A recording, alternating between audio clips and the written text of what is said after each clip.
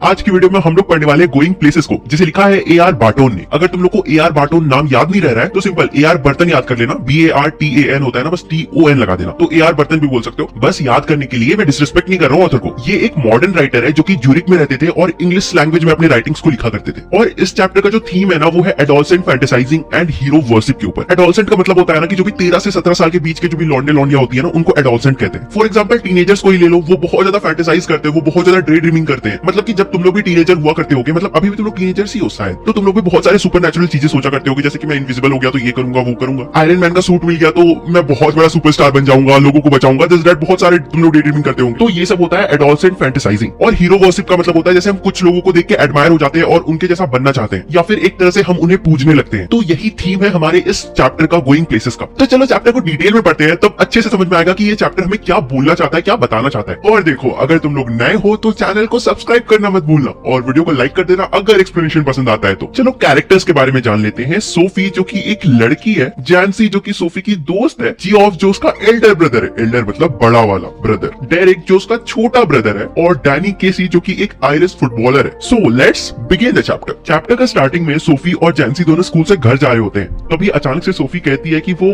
आगे चलकर एक बुटीक खोलेगी। वैसे जिन लोगों को नहीं पता, बुटीक का मतलब होता है कि ऐसा जगह जहाँ पे बहुत सारे फैशनेबल क्लोथ्स, शूज, ज्वेलरीज वगैरह मिलते हैं लड़कियों के। तभी जैंसी आर्म्स को मिलाते हुए कहती है, बहुत ज्यादा डाउटफुल होकर कहती है कि बट उसके लिए तो बहुत सारा पैसा चाहिए। जिसपे सोफी कहती है, हाँ तो मैं ढूंढ लूंगी पैसा को। और उसके बाद वो सड़क पर बहुत दूर दूर तक देखने लगती है। जिसपे जैंसी कहती है कि तुम्हें इतने सारे पैसे जमा करने के लिए बहुत ज्यादा टाइम लगेगा। जिसपे सोफी कहती है कि ठीक है, मैं मैनेजर बन जाऊंगी जब तक मेरे पास इतने सारे पैसे कलेक्ट नहीं होते। और सोफी ये भी कहती है कि मैंने सब कुछ प्लान कर लिया है कि आखिर मेरा फ्यूचर, मतलब ये सारा प्लान कैसा इंप्लीमेंट होने वाला है, कैसा दिखने वाला है। जिसपे जैंसी कहती है, अच्छा तुम्हें लगता है कि कोई भी तुम्हें ऐसे ही डायरेक्टली मैनेजर बना देगा। जिसपे सोफी कहती है कि वो बिल्कुल मैरी क्वेंट जैसा बन जाएगी, जो कि उस वक्त की बहुत ही ज्यादा फेमस फैशन डिजाइनर है। और सोफी बहुत ही ज्यादा नेचुरल डिजाइनिंग भी करेगी, और उसकी जो शॉप होगी ना, वो पूरे सिटी की सबसे अमेजिंग शॉप भी होगी। तो यहाँ तक हमें ये पता चलता है ना कि जो सोफी है वो बहुत ही ज्यादा डे ड्रीमिंग करती है। जो चीज वो एक्चुअल में हासिल इजिली नहीं कर सकती है, उस चीज के बारे में भी सोचती है। और वहीं पर जो जैंसी है ना, वो बहुत ही ज्यादा रियलिस्टिक अप्रोच रखती है। और जैंसी को ये भी पता है कि एट लास्ट उन्हें बिस्किट फैक्ट्री में ही काम करना है, क्योंकि वो लोग जिस सिचुएशन में रह रहे हैं और उनकी जो कैपेबिलिटीज है वो बस उसी लेवल तक है, क्योंकि उनकी फाइनेंशियल कंडीशन कुछ अच्छी नहीं है। उसके बाद जैंसी सोफी से कहती है कि तुम्हें रियलिस्टिक हो जाना चाहिए, क्योंकि जल्दी ही हमारे स्कूल्स खत्म होने वाले हैं। मतलब कि सोफी तुम्हें थोड़ा सेंसिबल वे में सोचना चाहिए, क्योंकि इतना फैंटेसाइज करने से कुछ फायदा नहीं है, क्योंकि रियल वर्ल्ड में ये फैंटेसीज काम नहीं देगी। और जैंसी ये भी कहती है कि तुम्हें भी पता है कि तुम्हारे पापा जो शॉप वर्क करते हैं उससे उतना ज्यादा नहीं कमा पाते हैं, और तुम्हारे पापा भी तुम्हें ये सब चीज के लिए अलाउ नहीं करेंगे जो चीजें तुम सोच रही हो उसके लिए। जिसपे सोफी कहती है कि ठीक है, तो क्या दिक्कत है, मैं एक्ट्रेस बन जाऊंगी। और एक्ट्रेस वैसे भी फुल टाइम काम तो करती नहीं है, तो हाफ टाइम मैं एक्ट्रेस वाली काम करूंगी और हाफ टाइम मैं अपना बुटीक पे काम करूंगी। कहती है कि मेरे पास बहुत सारी चॉइसेस है, या तो मैं मैनेजर बन सकती हूँ, या तो मैं एक एक्ट्रेस बन सकती हूँ, या तो फिर मैं एक फैशन डिजाइनर बन सकती हूँ, और साथ ही साथ मैं अपने बुटीक के काम को भी संभालूंगी। और एट द एंड मैं इसी टाइप की काम करूंगी जो एट द एंड रेप्यूटेड हो या फिर एलिगेंट हो, कह सकते हो। और ये कहते कहते जो सोफी होती है वो अपने घर की तरफ चली जाती है, जैंसी को वहीं पर छोड़कर। और सोफी घर में घुसने के बाद ये कहती है कि जब भी मेरे पास इतने सारे पैसे होंगे तो मैं पक्का पहले बुटीक खोलूंगी। इस पे सोफी के फादर कहते हैं कि अगर तुम्हारे पास इतने सारे पैसे आ भी जाते हैं, मान लो, तब तुम सबसे पहले हमारे लिए एक डिसेंट सा घर खरीदोगी, जिस घर पे हम लोग सब कोई शांति से रह सके। उसके बाद जो सोफी के फादर होते हैं वो सिफट पाई खाते हुए थैंक यू बोलते हैं। I don't know WTF is this, but मैं तुम्हें स्क्रीन पे दिखा दूंगा कि ये क्या है। और सोफी के फादर का जो फेस था ना, वो बहुत ही ज्यादा डर्टी और बहुत ही ज्यादा पसीना वाला, समझ सकते हो ना, वैसा स्वेटी दिख रहा था, क्योंकि ऑब्वियसली वो बहुत ज्यादा काम करके घर आए थे। जिसपे सोफी के जो छोटे भाई होते हैं, जिनका नाम डेरिक है, वो कहते हैं, मतलब वो कहता है कि इसे लगता है कि पैसा पेड़ पे उगते हैं। उसके बाद सोफी अपनी मदर की तरफ देखती है, जो कि झुककर सिंक में काम कर रही होती है, मतलब बेसिकली बर्तन धो रही होती है। तभी सोफी देखती है कि उनकी मदर ने जो एप्रन पहन रखा है ना,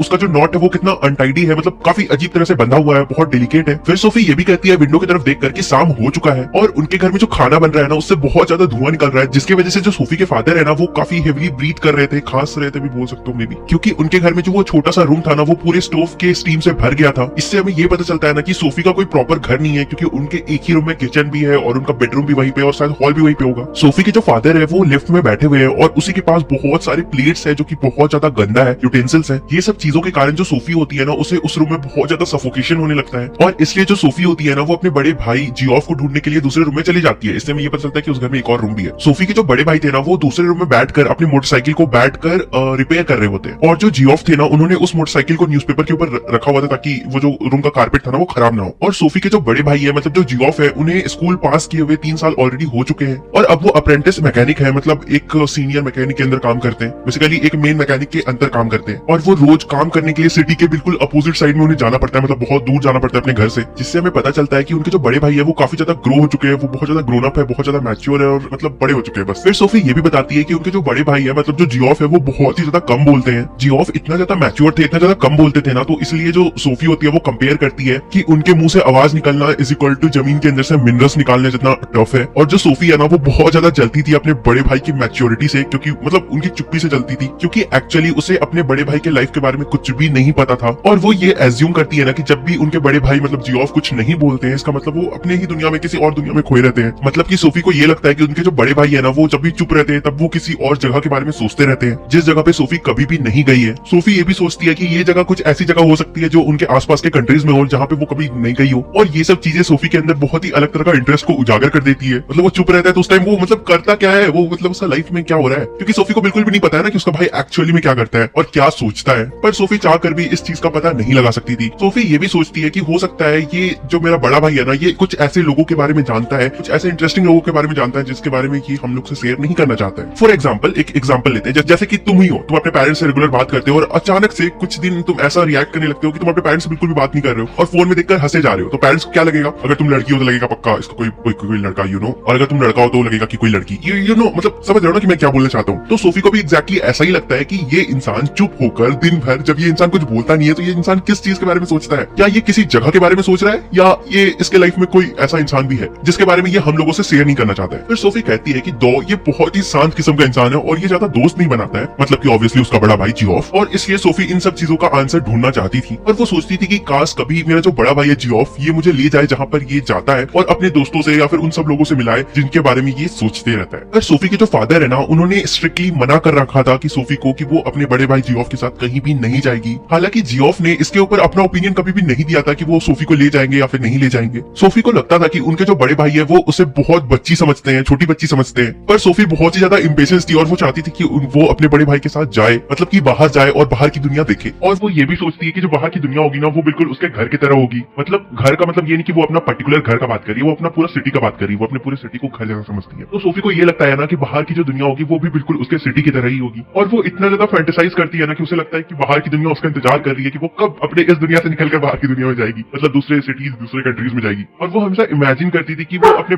अरे बच्चा क्या हो गया, क्यों भौंक रहे हो, अरे अरे मेरे बच्चा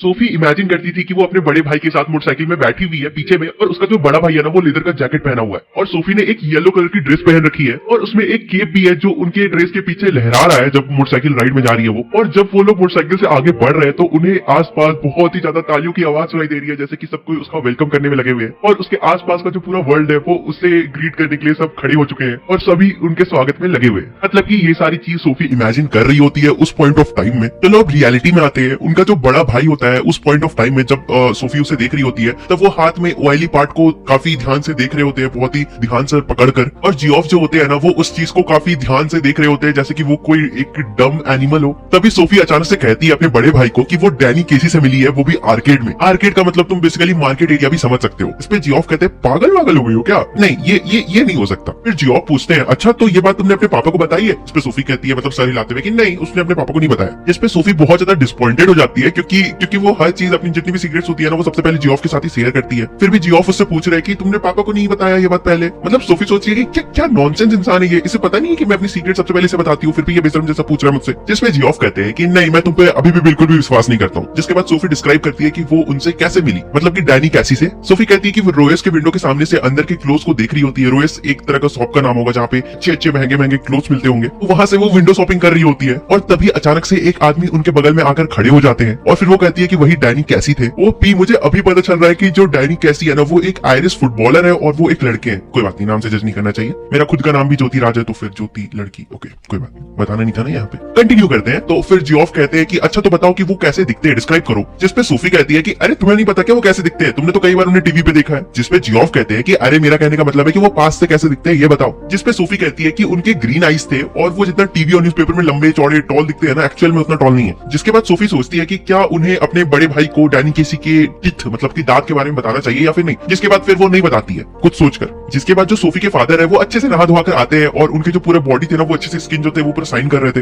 मतलब कि बेसिकली उनके जो फेस और आर्म्स थे ना वो साइन कर रहे होते हैं। वो बिल्कुल पिंक लग रहे थे और उनके अंदर से सोप की स्मेल आ रही थी, साबुन की। और देखो जहां तक मुझे पता है साबुन को फेस में तो नहीं लगाना चाहिए क्योंकि वो बहुत ज्यादा हार्म करता है फेस को, इवन बॉडी में भी नहीं लगाना चाहिए। से मुझे कमेंट करके बताना आज के टाइम में कौन कौन सोप को अपनी बॉडी में लगाता है। ऐसे मतलब बहुत बुरा बात नहीं है, बहुत लोग लगाते हैं, मेरे घर में भी पापा मम्मी लगाते हैं, कोई बहुत बड़ा डिजास्टर नहीं है, बस मेरे को जानना है। बाकी किसी को फ्री का ज्ञान चाहिए तो क्लींजर खरीद लेना फेस के लिए और बॉडी के लिए बॉडी वॉश, बाकी तुम्हारी मर्जी। ओके चैप्टर कंटिन्यू करते हैं। और फिर उसके फादर टीवी ऑन कर टीवी देखने लगते हैं और सामने वहीं पर एक जूता फेंका हुआ रहता है, मतलब पड़ा हुआ रहता है, जो कि डेरिक का मतलब कि सोफी के छोटे भाई का होता है। तो जो सोफी के फादर है ना वो उस जूता को उठाते हैं और सोफा की तरफ फेंक देते हैं और वो मस्त चेयर पे बैठकर टीवी देखने लगते हैं। तभी जियोफ वहां पर आते हैं और कहते हैं कि सोफी डेनी केसी से मिलकर आ रही है। सोफी भी वहीं पे बगल में बैठी हुई होती है और ये चीज सुनकर वो काफी डगमगा सी जाती है। और फिर सोफी के फादर वहीं पे बगल में बैठे हुए होते हैं, वो पीछे टर्न होते हैं और सोफी को देखकर काफी अजीब सा रिएक्शन देते हैं, मतलब कि बहुत ही अजीब सा एक्सप्रेशन बनाते हैं। फिर जियोफ कहते हैं कि अरे ये सच्ची बात है, जिसपे उसके फादर कहते हैं कि वो एक आदमी को जानते हैं जो उस वक्त मतलब अपने टाइम में टॉम फिनी से मिले थे, जो कि बहुत ही ज्यादा फेमस आदमी है। मैं नहीं जानता उनको बट हाँ बहुत ज्यादा फेमस आदमी है। फिर उसके फादर ये भी कहते हैं कि पर ये चीज बहुत ही ज्यादा पुरानी बात है, जिसपे जियोफ कहते हैं कि पापा पर ये बात तो आपने पहले भी हमें कई बार बता रखा है। जिसपे उसके फादर कहते हैं कि हाँ मैं बस ये कहना चाहता हूँ कि जो केसी है ना वो भी कभी एक ना एक दिन टॉम फिनी जितना बड़ा प्लेयर बन जाएगा। जिससे हमें ये पता चलता है ना कि जो डैनी केसी है और जो टॉम फिने है दोनों अपने अपने टाइम के बहुत ही ज्यादा फेमस फुटबॉलर है, आयरिश फुटबॉलर है आई थिंक। जिसपे जियोफ कहते हैं कि पापा आपको कुछ नहीं पता है, जो केसी है ना वो उससे भी ज्यादा मतलब टॉम फिनी से भी ज्यादा अच्छे प्लेयर है, अच्छे फुटबॉलर है। जिसपे सोफी के फादर कहते हैं कि वो बहुत ही ज्यादा यूथ और मतलब बहुत ज्यादा डिस्ट्रैक्शन से भरा हुआ इंसान है। और वो ये भी कहते हैं कि वो जो केसी है ना, वो जो डैनी केसी है ना, अगर वो अपने सर को शोल्डर के ऊपर रख के खेलेगा तो बेटर रहेगा। वो बहुत ही ज्यादा ओवर कॉन्फिडेंट है और उसका ध्यान अपने टीम मेंबर्स के ऊपर रहता भी नहीं है। ऑब्वियसली केसी अच्छा प्लेयर बन सकता है लेकिन अभी तो नहीं है क्योंकि वो बहुत ही ज्यादा डिस्ट्रैक्टेड किस्म का इंसान है। मतलब कि सोफी के फादर ऐसा ही कुछ कहना चाहते हैं। आई जस्ट वांट टू से वन सिंगल थिंग। ओके यहाँ पे बात सोफी का डैनी केसी से मिलने का हो रहा था और ये लोग अपने ही टॉपिक पे भिड़ गए कि डैनी केसी अच्छा है या फिर टॉम फिने अच्छा है। वाह। जिसके बाद जियोफ कहते हैं कि वो बहुत अच्छे प्लेयर है और आपको उनके बारे में उतना सोचने की जरूरत नहीं है, वो बेस्ट टीम में भी है, मतलब कि वो बहुत ही अच्छे टीम में है। तभी उसके फादर कहते हैं कि हाँ बट वो बहुत ही ज्यादा छोटा है। जिसपे